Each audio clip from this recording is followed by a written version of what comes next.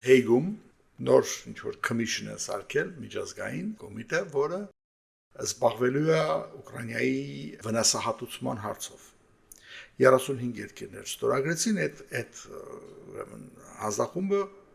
հանձնաժողովը ստեղծելու համար։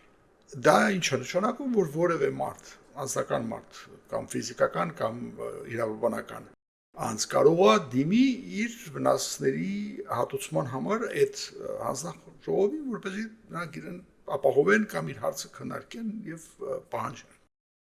Արդեն 80,000 ուրեմն այդպիսի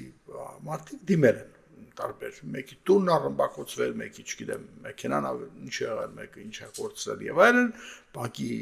հաշիվները ուրեմն դիմել են արդեն այդ հանձնաժողովին։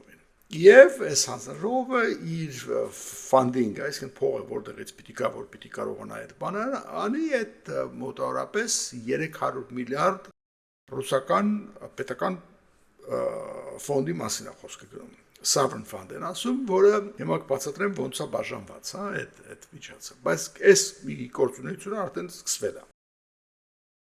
Ինչի մասին ենք խոսում։ Դա այն էր, որ ռուսական պետական փողեր կային, որ տարբեր երկրներում հիմնականում Բրյուսելում էր դրված, մի մասը Ֆրանսիայում է, ավելի փոքր մասը,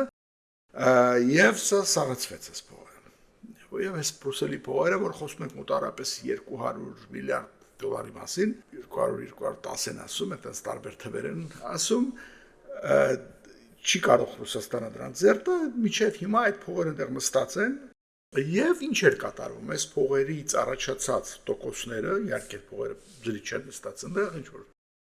աշխատում են, այսպես ասած, տոկոսները բերում, այդ տոկոսները տալիս էին Ուկրաինային։